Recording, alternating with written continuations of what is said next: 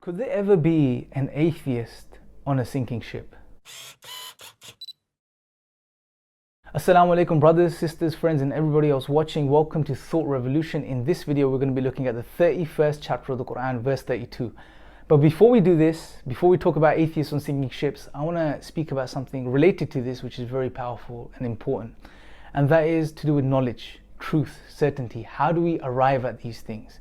See, we live in a world where atheists, generally people, promote this idea that science is the only way to truth, that we need logical, rational argumentation to believe in something, accept something, to be certain of something.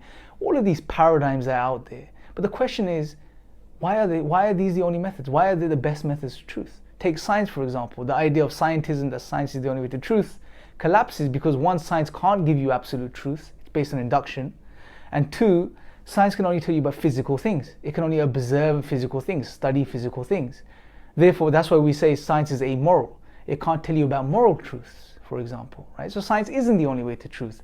And even that being said, most of the things we believe that scientists tell us is based on their say-so, their testimony. And majority of the things we believe in as human beings is based on testimony, which is another route to knowledge. From an Islamic perspective, see, when we study the Quran, Allah seldom does He try to prove His existence through argumentation and these types of proofs. Instead, what God does is He, for example, speaks about His signs, right? And signs are something far more powerful because the entire universe is a sign. You are a sign, right? And what's even more powerful and beautiful about signs, and out of God's mercy, look what Allah does. He gives you special, unique signs, custom designed for you in your lives, right? Special occasions, situations, things that happen. Unlike a generic logical argument, isn't this more powerful? Isn't God giving you something much more than you're asking for? Special signs, things that happen in your life. And think about this, even as an atheist for a second, reflect over your life. And I'm sure you've had experiences, occasions in your life where you've been stuck, you've faced death, something's happened. And at that moment, you've had no other option, no one to turn to, and you've turned to God, and He has sufficed you. He's taken you out of that situation. Right? Think about this. These are signs. God gives us these signs. And even as Muslims, unfortunately, we've turned to this idea that we need logical proofs for God, we need scientific data for God, even if it's indirect scientific data, so on and so forth. We don't. Allah is directing us towards something that will give us more real, true certainty.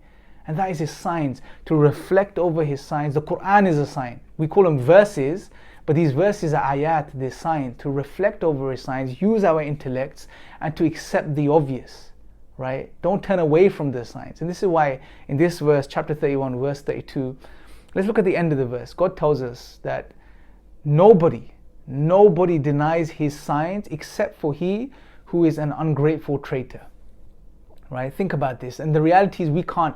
If we have lived our lives and we have been at all attentive, we would have seen these signs around us, things happen in our lives which, have just directed us, just opened us up and made us realize there is something there. There is something that is controlling my life, directing my life, and so on and so forth. And when we've seen this, a grateful person, when he sees these blessings in his life, his hands, his feet, his teeth, his eyes, when he realizes these blessings and he just doesn't go through life like this person who's sleeping. When he realizes these signs, he's grateful. And when you're grateful, you have to be grateful to someone. You can't just be grateful for the sake of being grateful, right? And it only makes sense. The logical person knows that there must be a higher power, a creator who is directing my life, who gives me everything, who made me, and he is truly grateful, this person. But God is telling us those people, right, that deny His signs are truly ungrateful, and they're truly traitors because they turn away, even after the signs come to them. And what's even more powerful in this verse, if we look at the beginning of this verse, God highlights or points us towards another one of His signs, a very powerful sign. It's an experience. God says when some people are at sea and these waves start coming, high waves which cover them and shade them, and the boats are rocking and they don't know if they're going to make it out alive. At this point, people turn towards God in sincere faith, in sincere religion, and they worship God and they pray to God and they ask God to save them. Ask yourselves the question, in these situations, what logical proof are you basing your belief on?